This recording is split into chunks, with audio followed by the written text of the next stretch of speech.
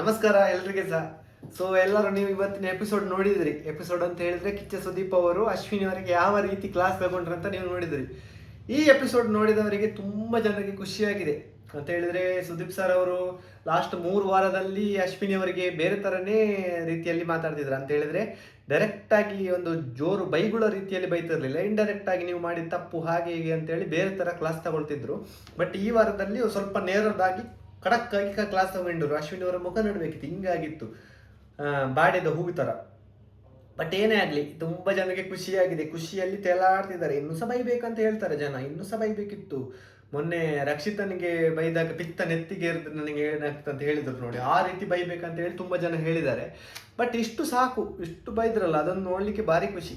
So ಈಗ ಒಂದು question ಇರೋದು, ಕಿಚ್ಚ ಸುದೀಪ್ ಅವರು ಅಶ್ವಿನಿ ಅವರಿಗೆ ಇಷ್ಟು ಖಡಕ್ಕಾಗಿ ಬೈಯೋಕೆ ಏನು ರೀಸನ್ ಅಂತ ಹೇಳಿ ತುಂಬ ಜನರು ಕ್ವಶನ್ ಮಾಡಿದ್ದಾರೆ. ಇದಕ್ಕೊಂದು ರೀಸನ್ ಏನಂತ ಹೇಳಿದರೆ, ಯಾರಾದರೂ ಹೊಸಬ್ರು ನನ್ನ ಚಾನಲ್ ನೋಡ್ತಿದ್ರೆ ದಯವಿಟ್ಟು ಸಬ್ಸ್ಕ್ರೈಬ್ ಮಾಡಿ. ಇಲ್ಲಿ ನಾವು ನೋಡಬೇಕಾದ ವಿಚಾರ ಏನಂತ ಹೇಳಿದರೆ, ಸ್ಟಾರ್ಟಿಂಗ್ ವಾರದಿಂದ ಫಸ್ಟ್ ವಾರ ಯಾವಾಗ ಅಶ್ವಿನಿ ಅವರು ಎಂಟರ್ ಆದರು ಬಿಗ್ ಬಾಸ್ ಮನೆಗೆ, ಅಲ್ಲಿಂದ ಹಿಡಿದು ಇಲ್ಲಿಯವರೆಗೆ ಪ್ರತಿ ವಾರದಲ್ಲಿ ಅಶ್ವಿನಿ ಅವರಂತ ಒಂದು ಹೆಸರು ಇದ್ದೇ ಇರ್ತದೆ. ಯಾವುದಾದ್ರೂ ಒಂದು ವಿವಾದಕ್ಕೆ ಅವರೊಂದು ಕಾರಣವಾಗ್ತಿದ್ರು. ಸೊ ಹಾಗಾಗಿ ಅಶ್ವಿನಿ ಅವ್ರದ್ದು ಹೆಸರು ಬಂದೇ ಬರ್ತಿತ್ತು. ಸೊ ಈಗ ಅಶ್ವಿನಿ ಅವರಿಗೆ ಪ್ರತಿ ವಾರದಲ್ಲಿ ಬರುವಾಗ ಜನರು ಕಾಯ್ತಿದ್ರು, ಅಶ್ವಿನಿ ಅವರಿಗೆ ಸುದೀಪ್ ಸರ್ ಬೈಬೇಕು ಹಾಗೆ ಈಗ ಅಂತ. ಆ ಗೆಜ್ಜೆ ವಿಚಾರ ಇತ್ತಲ್ಲ, ಆ ವಾರದಲ್ಲಂತೂ ಹೆವಿ ಎಕ್ಸ್ಪೆಕ್ಟೇಷನ್ ಇತ್ತು ಸುದೀಪ್ ಸರ್ ಮೇಲೆ, ಸರಿಯಾಗಿ ಬೈಬೇಕಂತ. ಬಟ್ ಅವ್ರು ಬಂದ್ಬಿಟ್ಟು ಇಂಡೈರೆಕ್ಟ್ ಆಗಿ ಬೈದಿದ್ದಾರೆ, ಸರಿಯಾಗಿ ಬೈದಿದ್ದಾರೆ, ಇನ್ನು ಜೋಶಾಗಿ ಬೈಬೇಕಂತೇಳಿ ತುಂಬ ಜನ ಇದು ಮಾಡಿದರು.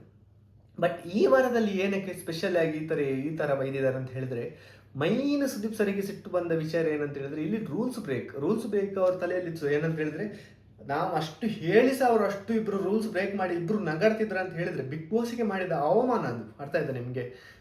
ಬಿಗ್ ಬಾಸ್ ಅನ್ನೇ ಇವರಿಬ್ಬರು ಜಾನ್ವಿ ಹಾಗೂ ಅಶ್ವಿನಿ ಅವರು ಬಿಗ್ ಬಾಸ್ ಅನ್ನೇ ರೆಸ್ಪೆಕ್ಟ್ ಮಾಡ್ತಿಲ್ಲ. ಅರ್ಥ ಆಯ್ತಾ? ಸೊ ಹಾಗಾಗಿ ಇವರಿಬ್ಬರಿಗೆ ಸರಿಯಾಗಿ ಬೈದದ್ದು ಒಳ್ಳೇದಾಯಿತು. ಬಟ್ ಲಾಸ್ಟ್ ವೀಕಲ್ಲಿ ಇನ್ನೂ ಸಹ ಬೈಬೇಕಂತೇಳಿ ತುಂಬ ಜನ ಕಮೆಂಟ್ ಮಾಡಿದರು. ಸೊ ರಕ್ಷಿತನ ವಿಚಾರದಲ್ಲಿ, ರಕ್ಷಿತ ಒಂದು ಏನೋ ಒಂದು ಮಿಸ್ ಆಗಿ ಹೇಳಿದಾಗ, ನನಗೆ ಬಿತ್ತ ಎತ್ತಿನ ಇರುತ್ತೆ ಅಂತ ಹೇಳಿದಾಗ, ಅದು ತುಂಬ ಸೋಷಿಯಲ್ ಮೀಡಿಯಾದಲ್ಲಿ ದೊಡ್ಡ ಚರ್ಚೆಗೆ ಗುರಿಯಾಯಿತು. ಆ ಒಂದು ವರ್ಡ್ ತುಂಬ ಒಂದು ಸಾವಿರಾರು ಜನ ಕಮೆಂಟ್ ಮಾಡಿದರು ಸುದೀಪ್ ಸರ್ ಅವರಿಗೆ. ಸುದೀಪ್ ಸರ್ ನೋಡಿ, ನೀವು ಅಶ್ವಿನಿ ರಕ್ಷಿತ್ ಅವರಿಗೆ ಈ ಥರ ಬೈದಿದ್ರಿ, ಇನ್ನು ಇದೇ ಟೋನಲ್ಲಿ ನಾಡ್ದು ಅಶ್ವಿನಿಗೆ ಬೈಬೇಕು ಹಾಗೆ ಈಗ ಅಂತೇಳಿ ಸಾವಿರ ಜನ ಕಮೆಂಟ್ ಮಾಡಿದರು. ಕಲರ್ಸ್ ಪೇಜಿಗೆ ಹೋಗ್ಬಿಟ್ಟು ಅಲ್ಲಿ ಸಹ 1,00,000 ಜನ ಇದು ಮಾಡಿದರು, ಕಮೆಂಟ್ ಮಾಡಿದರು. ಅದಲ್ಲದೆ ಒಂದು ಮಹಿಳೆ ಹೋಗ್ಬಿಟ್ಟು ಕಂಪ್ಲೇಂಟ್ ಸಹ ಕೊಟ್ಟಿದ್ದಾರೆ ಸುದೀಪ್ ಸರ್ ಹಾಗೂ ಈ ರಾಶಿಕಾ ಅಶ್ವಿನಿ ಹಾಗೂ ರಿಷಾನ ಮೇಲೆ.